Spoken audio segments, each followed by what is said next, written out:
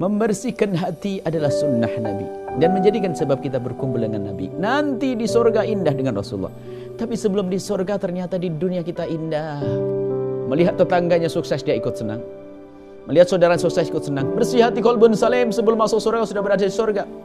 Ketemu dengan si A, si B, si C, Masya Allah enak. Akan tapi nasib buruk seorang hamba yang hatinya kotor, dikuasai dan dengki dan benci, sehingga yang didengki pun bukan orang lain, kadang saudaranya pun dibenci dan didengki, sehingga muncullah manusia perebut waris, dan dia adalah manusia tersiksa di dunia sebelum di akhirat.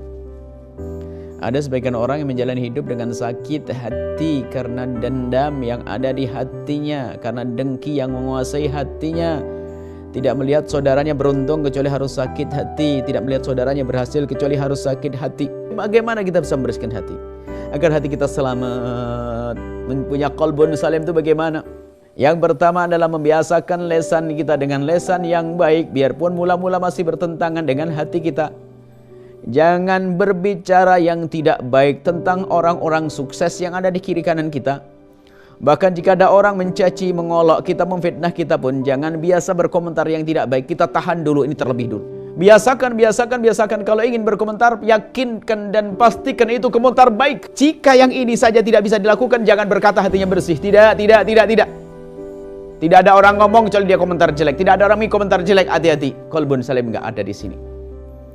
Mula-mula dan paling utama adalah jaga lesan kita untuk tidak berkomentar dengan komentar yang baik kepada sesuatu yang kita lihat dan itu tidak baik. Bahkan jika ada orang menyakiti kita, jangan berkomentar yang tidak baik. Sebab lesan ini adalah ini menerjemahkan di hati kita.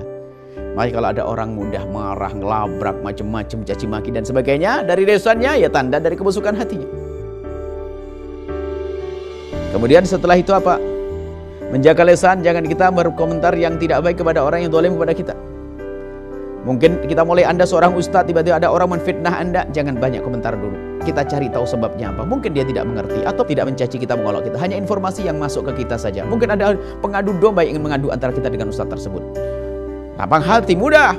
Bahkan jika seandainya ternyata ustaz tersebut betul-betul dicaci dan dimaki oleh ustaz yang lain, yang ada dalam hatinya lapang mendoakan. Tidak berkomentar yang jelek. Kemudian setelah itu yang kedua, lakukan doa-doa dengan orang-orang tersebut. Biasakan dengan doa kebaikan.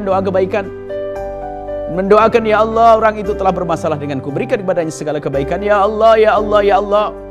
Mendoakan dengan doa yang baik. Yang ketiga adalah sebisa mungkin Anda menyisihkan apapun hadiah kepadanya. Maka mari kita semuanya menjadi orang yang punya qalbun salim.